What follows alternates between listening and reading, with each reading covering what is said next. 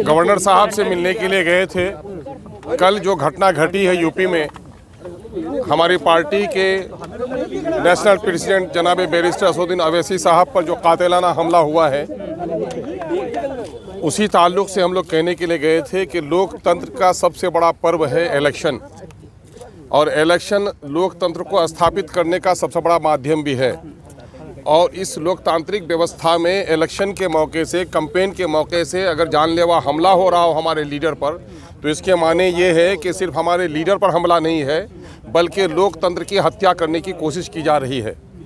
और लोकतंत्र की हत्या करने वाले कौन लोग हैं, और यूपी की जो प्रशासन है वो सिक्योरिटी देने में सक्षम क्यों नहीं साबित हो पाई, जिन लोगों ने कातिलाना हमला किया है ये कौन लोग हैं, इनके पीछे कौन लोग हैं, सबकी तहकीक होनी चाहिए।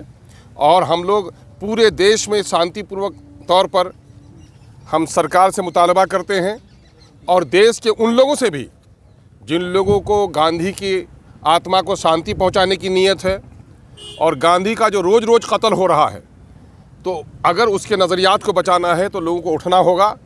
और हम साफ तौर पर यह कहना चाहते हैं कि इस किस्म का जो भी हमला हुआ है, इस वक्त देश में वो लोग इसके ज़िम्मेदार हैं जो लोग जहरीले मने बम, बंदूक और बारूद से भी ज़्यादा खबोल कर जो इन गुमराह नौजवानों को प्रोत्साहित करते हैं, ऐसे सारे लोग मुजरिम हैं।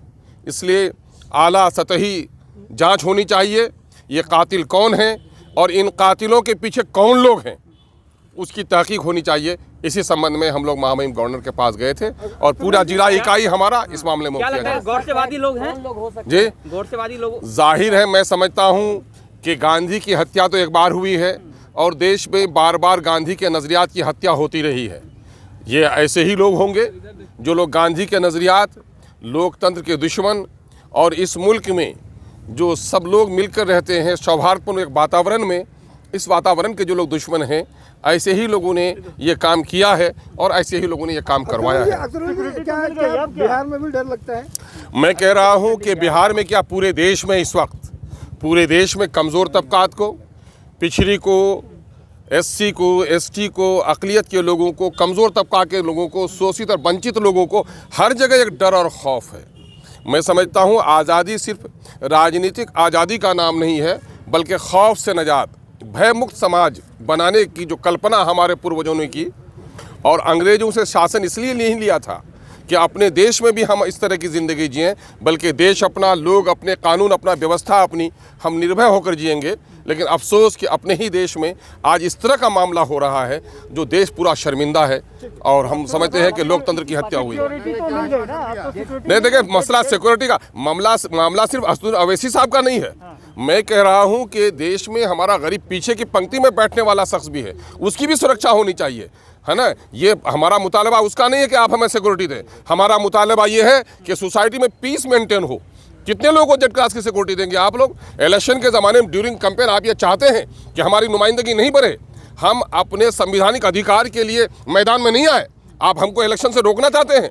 इसका मतलब यह है सिक्योरिटी कोई बड़ा जेड क्लास की सिक्योरिटी मिल जाना हमारे लिए मान सम्मान और तहफ़्फ़ुज़ की बात नहीं है। मामला ये है कि ये आचरण क्यों हुआ, इसके पीछे कौन लोग हैं, ये दो जो कातिल हैं इसके पीछे कौन साजिश करने वाले हैं, इसको बेनकाब किया जाए ताकि देश में एक शांत वातावरण हो और स्वच्छ इलेक्शन हो सके। और ये मैं साफ कहता हूँ कि अगर इस देश में इलेक्शन के प्रोग्राम को साफ और स्वच्छ नहीं रखा गया तो लोकतंत्र जिंदा नहीं रह सकता है। गवर्नर की तरफ से क्या आश्वासन दिया गया? महामहिम को हम लोगों ने जाकर के सारी बातें कही हैं। जाहिर है कि वो केंद्र सरकार के दूत भी हैं यहाँ पर, तो अपनी बात को यहाँ से लेकर केंद्र तक पहुँचाएंगे, और पूरे जिला इकाइयों में हमारी तरफ से जो इस वक्त मुजाहरा हो रहा है, मैं समझता हूँ बिहार गवर्नमेंट भी नोटिस लेंगे और ऊपर तक हमारी खबरें जाएंगी।